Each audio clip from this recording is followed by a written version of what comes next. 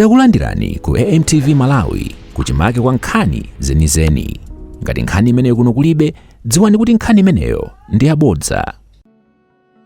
Kunena kuti makonstituency onse tatsekulanso kulandira zikalata kwa amene akuyimira pa MP komanso pa ukhansala.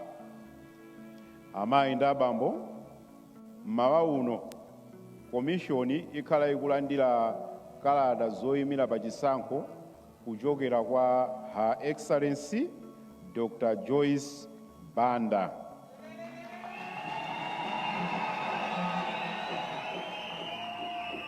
Amene akuyimira chipani cha People's Party. Ndipo iwo akabwera kutsogolo kuno pa nthawi yawo odonetsera omwe akhale wachiwiri wa kapena pa chizungu kuti Runningmate.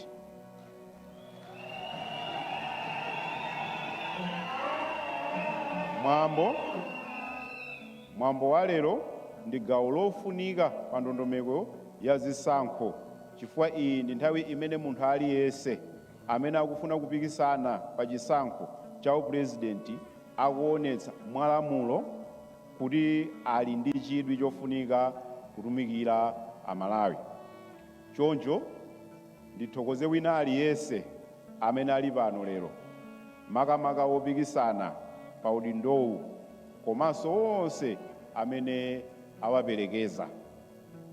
Kukhalapo kwanu pa mwambo uno kwapangitsa kuti mwambo uno ukhale wopambana kwambiri.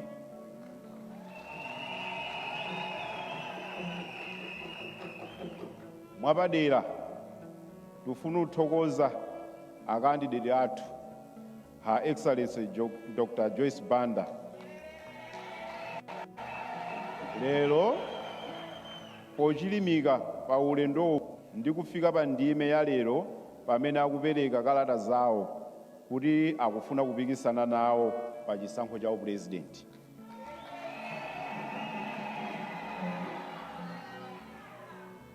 Amayi ndi abambo, bungwe loyendetsa zisankho lero tikufuna titsimikizire mtundu wa Malawi zakuchilimika ndi kudzipereka kwathu kuti tipitiriza kugwira ntchito mosakondera wina aliyense,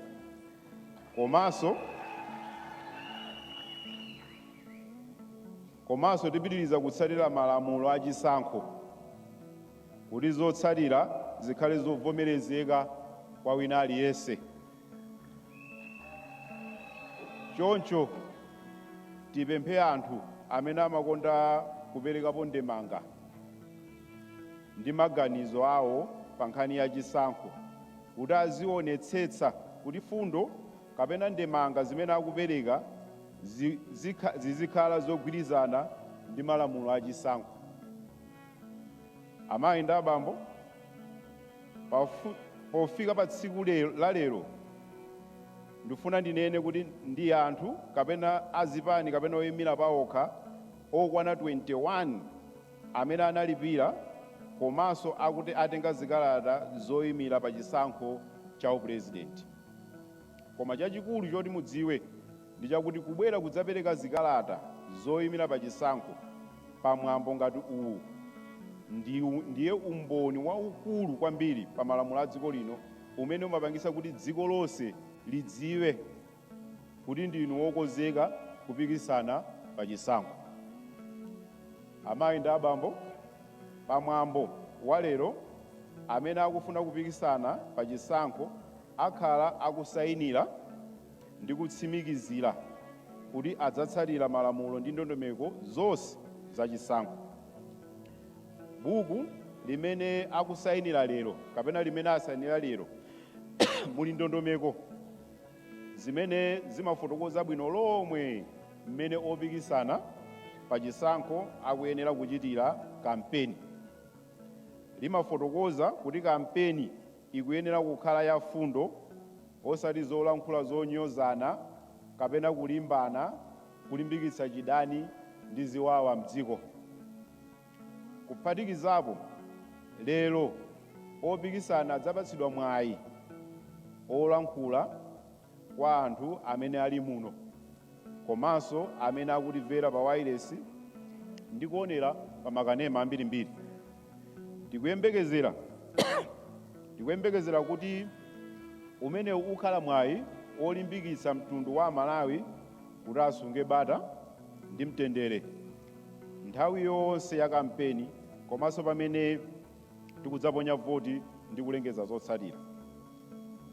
Pomaliza tikupempha nonse Amalawi kuphatikizapo omwe akufuna kudzayimira pa chisankho, atsogoleri a zipani, atolankhani ndi ena onse kuti tionetsetse kuti chisankho cha 2025 ngati mwayi wopereka chitsanzo cha mtendere ndi mgwirizano kwa mtundu wonse wa Malawi.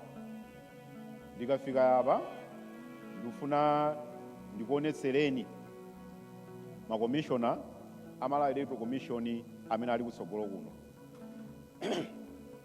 Poyamba tili ndi mayi Caroline Mfune,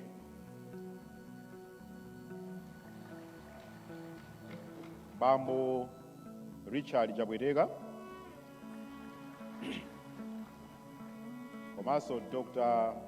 Rimbika Sara Kamulongera, Dr. Emmanuel Fabiano, the Reverend Philip Kambulire, ndipo amayi amene akutsogolera bungwe loyendetsa zisankho mauno ndi Justice Annabel Mtalimanja. Zikomo kwambiri, takulandirani ndipo ndipereke kwa amene akuyendetsa mwambo uno, bambo Sangwani Mwafulirwa. Zikomo.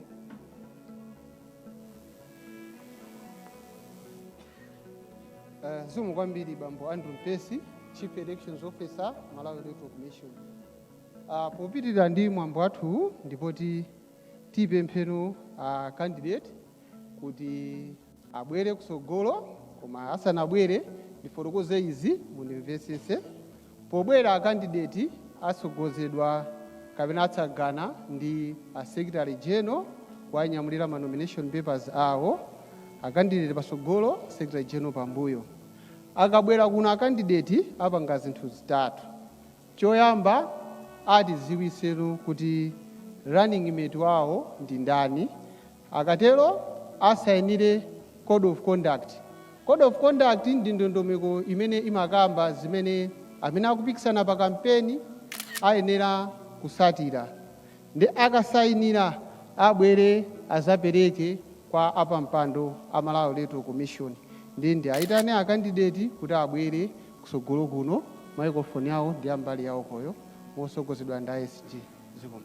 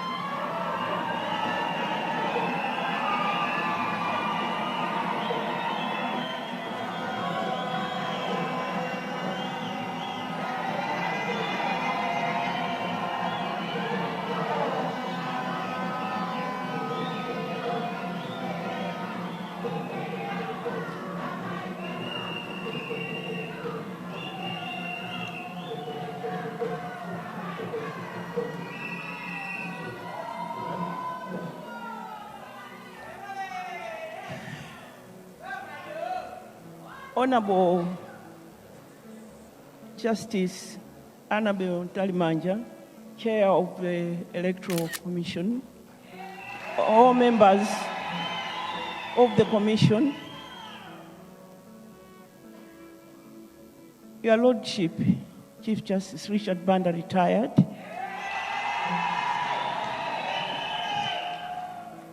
Right Honorable Khumbo Hastings Kachali, former Vice President, Secretary General of the Freedom Party, all members of Mafunde present here. Chiefs that have traveled all the way from Zomba to come and be here. Chairman of our campaign, Dr. Chris Daza. Members of Freedom Party and members of People's Party.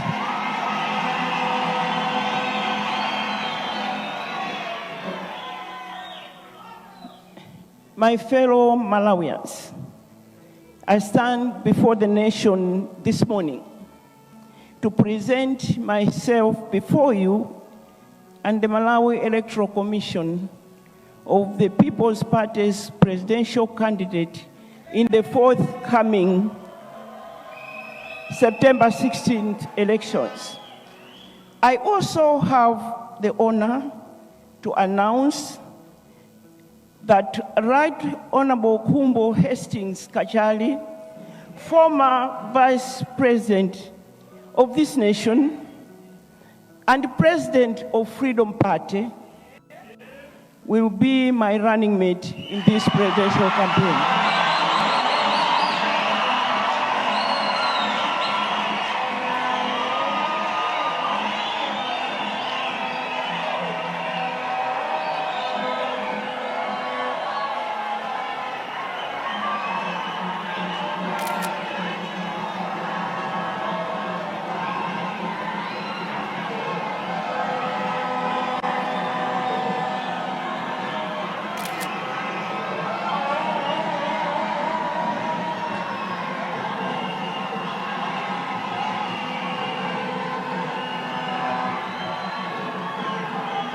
Distinguished zikomo kwambiri.